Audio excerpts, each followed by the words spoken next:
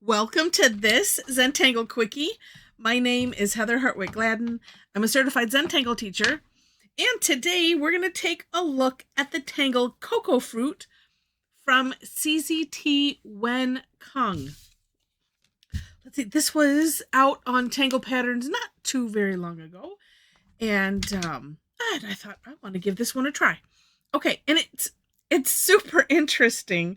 Yeah, really cool. All right, starts with a stem, so 2 lines. There we go. Yeah, like that. This one you just have to remember we're putting stuff, around, obviously. So, so I was like, no, I could go up a little bit further.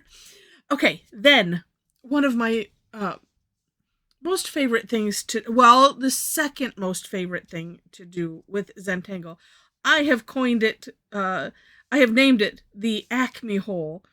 So this one, I'm going to just put one here. Now, what's neat about this is you don't have to worry about meeting those lines.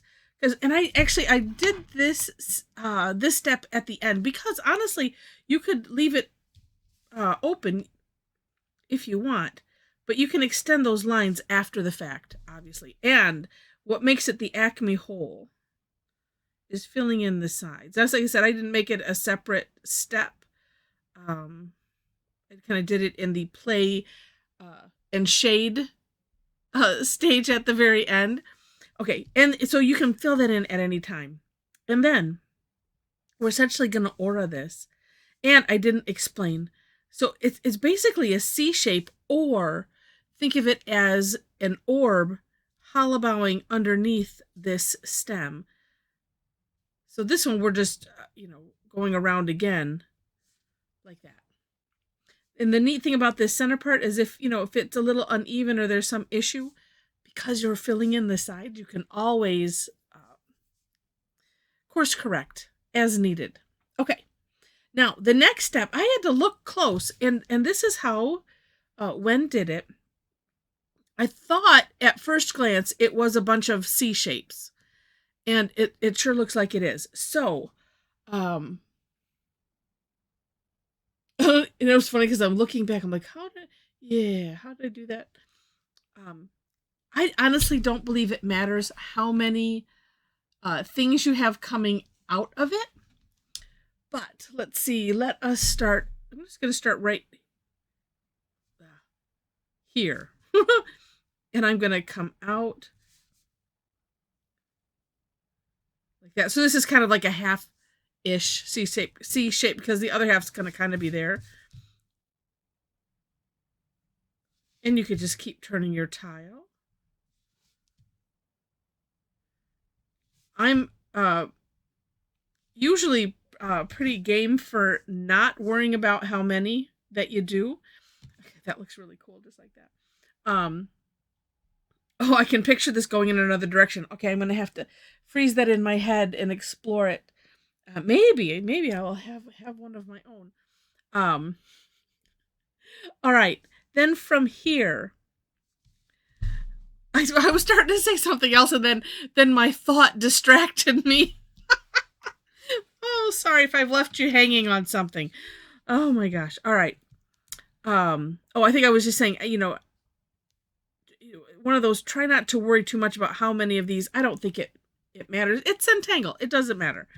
All right. Now here I had a little bit of a challenge, but then in the end, it's one of those it doesn't matter type of things. So from here, if you look, Wen kind of has these like a somewhat triangle-ish type shape. So I'm going to come out from here, try to come up to a point, but it's like rounded like that. And what's neat is, the whole thing is whimsical. So that's why I go with it really doesn't matter. Or it kind of looks like a gumdrop. Now, I do use the takeoff and land concept. So I'm tracing over this a little bit. And then when I come down, tracing over, well, depends on which way I'm headed, this way or this way. Just so that way I avoid a little bit of the bumps. But I found that if I tried to picture sort of kind of a triangle, And you know what? As I just did it here, I don't think you have to worry too much about takeoff and land. The reason I use the takeoff and land is to avoid the little bumps that happen when you're kind of starting from so say from here, and it's not going to matter if there's a little bump there anyway. And usually we use it with something like Cadent or Huggins, so that way we get the curve going on the going in the right direction and around the orbs that they're attached to, versus just have a starting point. So you'll hear me use that a lot. And that's where it comes from. And see here how I missed? Doesn't matter, because that'll just become this. Now this, we can kind of take this behind here, which ends up making this one, well, no, I guess it's not too much larger than the others. It works out good. Okay, then I'm just going to put a little orb on the end of them.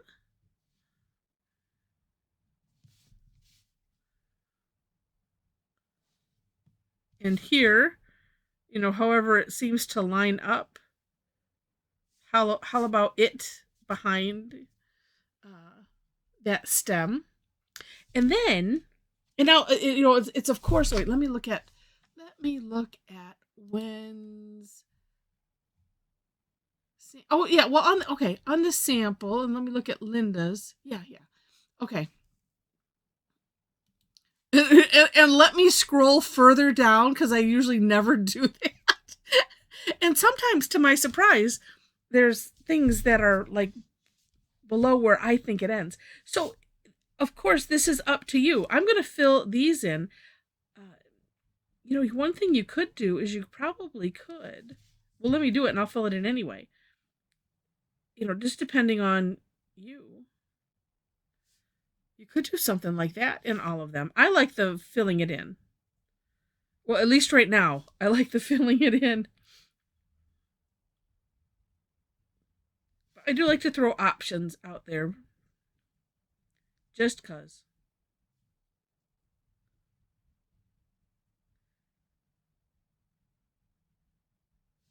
All right. I just think it looks neat with that bit of drama. And then, and then here, well, no, I'm just going to, get around. Yeah, because that one turned out a little bit weird. Well, let's just try it. Because sometimes we need a little course correction. So I'm going to do this to all of them.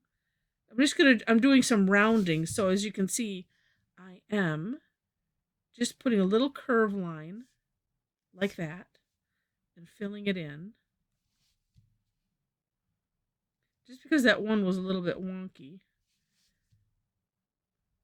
And that's why, as long as you do it consistently, no one is the wiser. And we don't tell our secrets.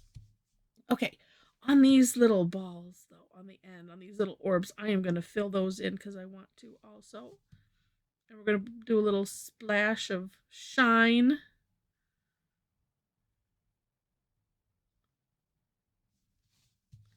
This too is, like I mentioned, this too is another place. If your orbs got a little bit weird, then you can fix them.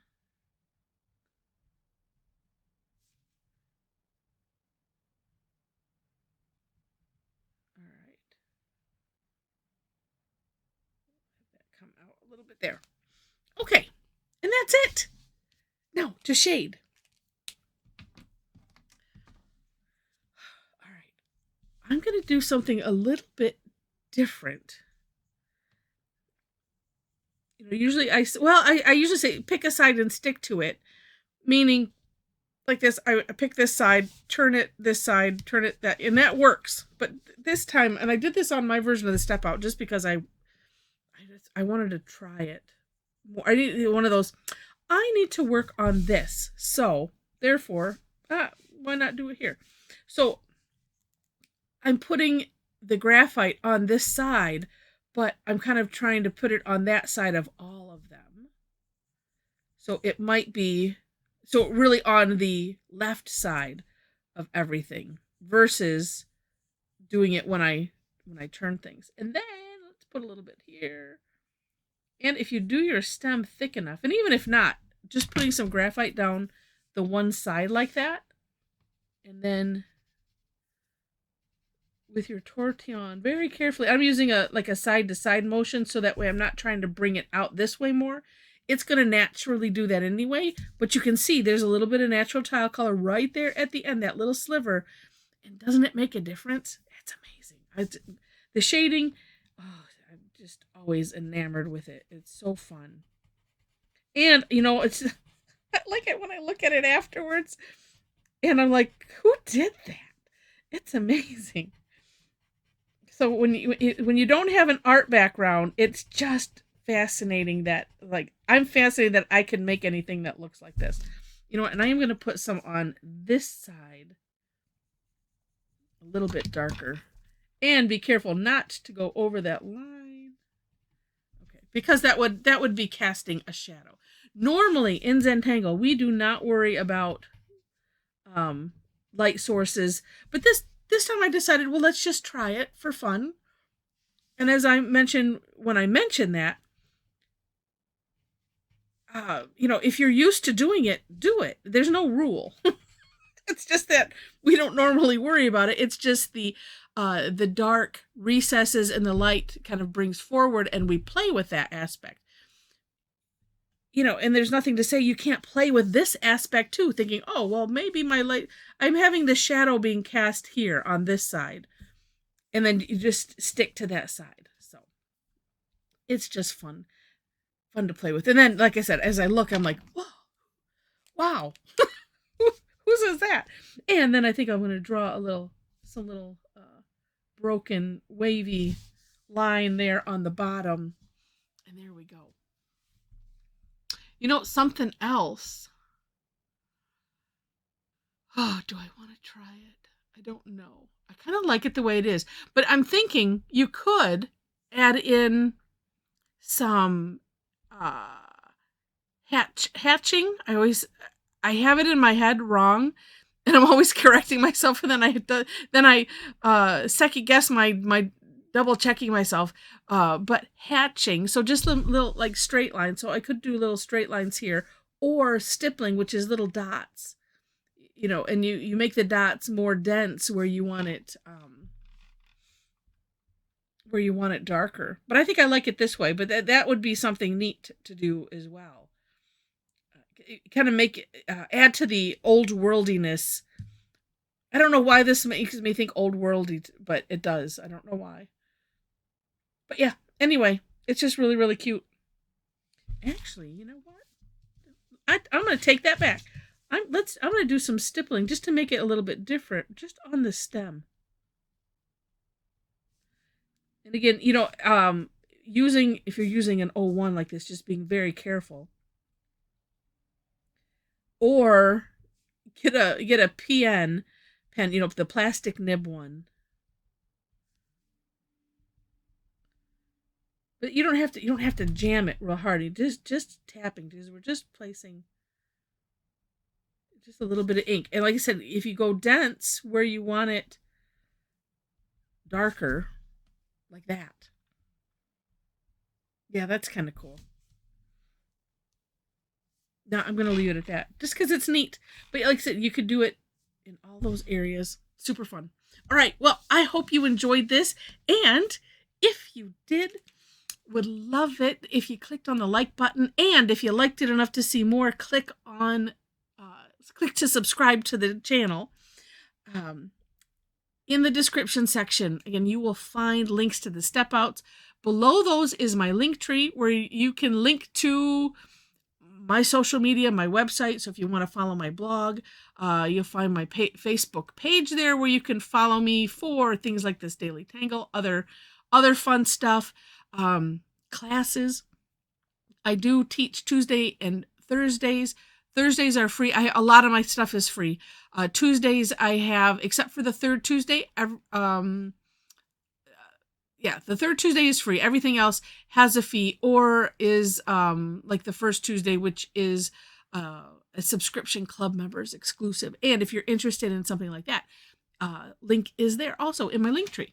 So find everything there. Lots of fun. Oh, and our Tangle Addicts community group on Facebook. So that link is there as well. You do have to answer the 4 questions in order to gain entry, but that's it. And then let the fun commence. All right, so with that, thank you so much for watching, and I wish you happy tangling.